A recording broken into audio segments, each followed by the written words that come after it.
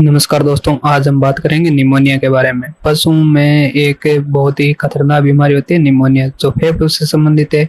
इसमें होता क्या है कि जब पशु के फेफड़ों में सूजन आ जाती है, फेफड़ों की श्लेष्म झिल्ली में सूजन आ जाती है, श्लेष्म झिल्ली में फेफड़ों की श्लेष्म झिल्ली में सूजन आ जाती है। फेफड़ों की श्लेष्म झिल्ली की सूजन जब फेफड़ों के अंदर पहुंच जाती है तो श्वसन की सांस लेने की गति बढ़ जाती है और पशु को खांसी आने लगती है, पशु को बुखार भी आ जाता है। इस स्थिति को हम निमोनिया कहते हैं। निमोनिया मुख्यतः 3 प्रकार का होता है: ब्रेंचो निमोनिया, लोबार निमोनिया और ड्रेंचिंग निमोनिया। इसमें सबसे पहले हम बात करते हैं ब्रेंचो निमोनिया। तो यह निमोनिया होता क्या है कि फेफड़ों के अंदर सूजन आ जाती है जिससे सांस लेने में तकलीफ होती है, इसे हम ब्रेंचो निमोनिया कहते हैं। और दूसरा निमोनिया की बात करें तो लोबार निमोनिया, यह निमोनिया की एक्यूट स्टेज होती है, इसे एक्यूट निमोनिया कहते हैं। और इसके अंदर होता क्या है कि पशु के फेफड़ों के अंदर सूजन आ जाती है और पशु को सांस लेने में बहुत ज्यादा तकलीफ होने लगती है और फेफड़ों के खंडों तक ये इसका जमा हो जाता है। तीसरा है ड्रेंचिंग निमोनिया, ये पशुओं में सबसे ज्यादा होने वाला निमोनिया है। ये इसका कारण क्या है कि जब हम पशु को किसी प्रकार की कोई दवा पिलाते हैं तो वो श्वास नली के द्वारा पशु के फेफड़ों तक पहुंच जाती है, जिससे पशु को निमोनिया हो जाता है और पशु के नाक से पानी जैसा पदार्थ निकलता रहता है और यह निमोनिया सबसे ज्यादा होता है। ड्रेंचिंग निमोनिया सबसे ज्यादा होता है और इस निमोनिया के कारण पशु की बहुत जल्द मौत भी हो जाती है। अब हम बात करते हैं कि निमोनिया का कारण क्या है। निमोनिया के कारणों की बात है अगर हम करें तो इनमें सबसे ज्यादा कारण होता है कि हम अचानक किसी आर्द्रता या ठंड वाले स्थान पर ले जाने से और एकाएक मौसम में परिवर्तन होने से भी पशुओं को निमोनिया होता है। पशु को आहार की कमी के कारण भी निमोनिया हो जाता है और पशु को ज्यादा कठिनाई या परिश्रम वाला काम कराने से भी निमोनिया हो जाता है। निमोनिया जीवाणु, विषाणु और फफूंदी द्वारा भी हो सकता है और परजीवियों के कारण भी निमोनिया हो सकता है। निमोनिया कई प्रकार के विषाणु से भी होता है। अगर जीवाणु की बात करें तो इसके अंदर हम क्या है कि इकोलाई जीवाणु द्वारा भी पशुओं में निमोनिया होता है और पास्चुरेला मोडेंडा द्वारा भी पशुओं में जीवाणु द्वारा भी होता है। और विषाणु की बात करें तो गायों में एडिनो वायरस द्वारा भी निमोनिया होता है। और अगर हम बात करें परजीवी की तो लंगसवर्म परजीवी के कारण भी कई बार निमोनिया होता है। अब चलिए अब हम बात करते हैं इसके लक्षण क्या है। जब हमारे पशु को निमोनिया हो जाता है तो उसके क्या क्या लक्षण हमें देखने को मिलते हैं। बात करें तो इसमें हमें पशु के श्वास लेने पर गर की आवाज,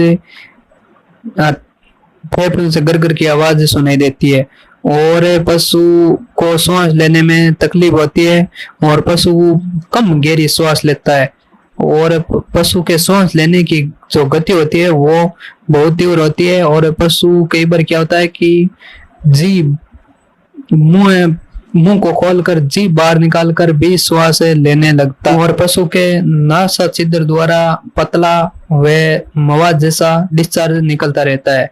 इस लक्षणों के आधार पर हम पता करते हैं कि हमारे पशुओं को निमोनिया हो गया है।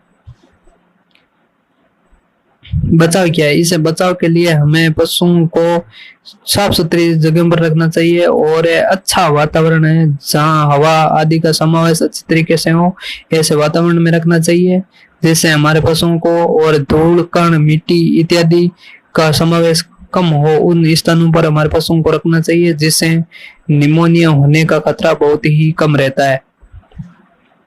निमोनिया कई बार क्या होता है कि निमोनिया के कारण पशु की जान भी चली जाती है अगर उसका सही समय पर इलाज नहीं किया जाए तो।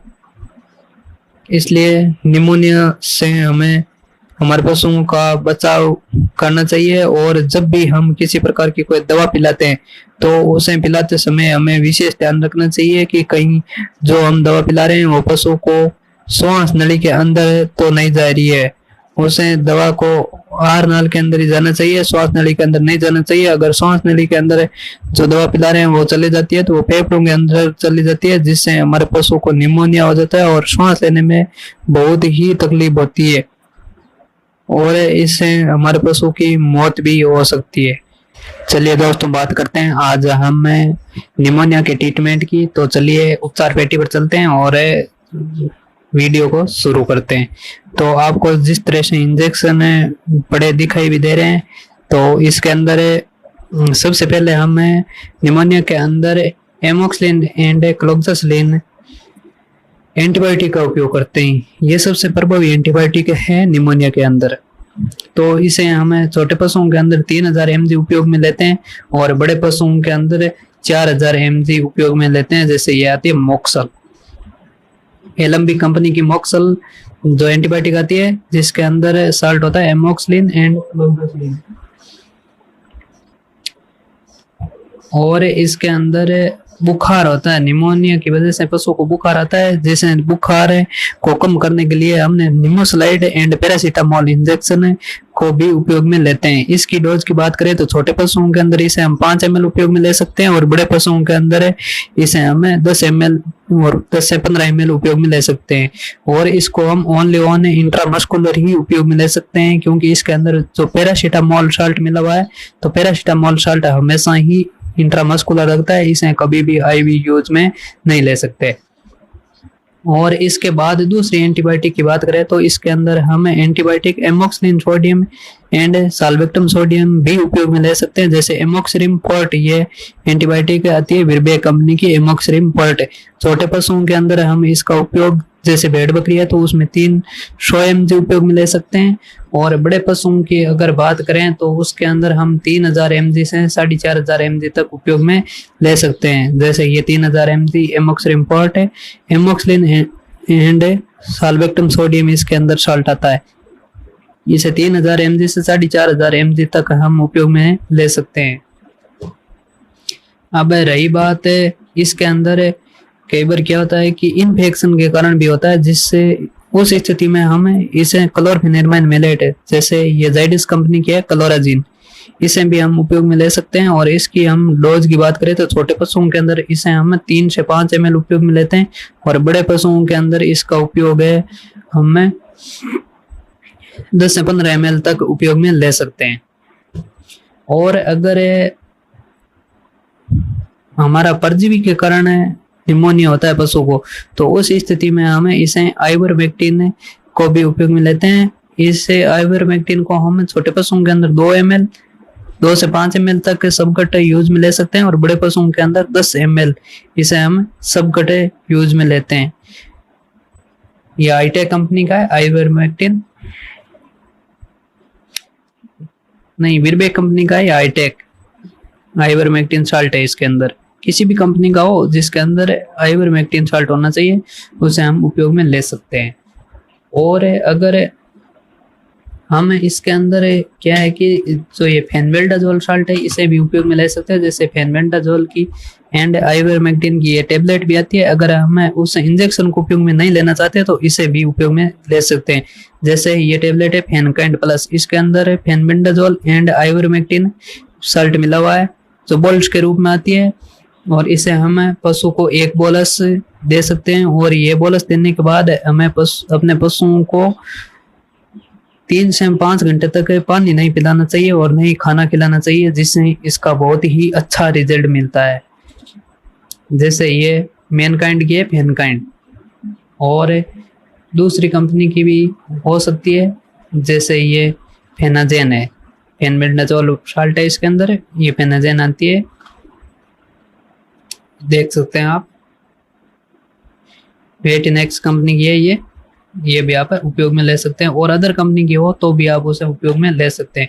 और छोटे पशुओं की बात करें जैसे भेड़ बकरी की, तो उसमें हम इस टेबलेट को उपयोग में ले सकते हैं। एमएसडी कंपनी की आती है ये पेनाकोर 150, इसे उपयोग में ले सकते हैं, और जिसके अंदर फेनबेंडाजोल साल्ट आता है। इंजेक्शन मेगलुडाइन भी आप इसमें उपयोग में ले सकते हैं। सबसे अच्छा रिजल्ट मिलता है हमें मेगलुडाइन इंजेक्शन का। इसे हम छोटे पशुओं के अंदर 5 ml उपयोग में ले सकते हैं और बड़े पशुओं के अंदर 10 से 15 ml उपयोग में ले सकते हैं। जैसे फ्लोक्सिन मेगलुमाइन इसके अंदर साल्ट आता है और ये विरबे कंपनी का आता है, जो पशु को निमोनिया के अंदर बहुत ही अच्छा रिजल्ट देखने को मिलता है। थैंक्स, धन्यवाद। अगर दोस्तों आपको हमारा ये वीडियो पसंद आया है तो इसे वीडियो को लाइक करें, चैनल को सब्सक्राइब करें और ज़्यादा से ज़्यादा इस वीडियो को शेयर करें। थैंक्स, धन्यवाद।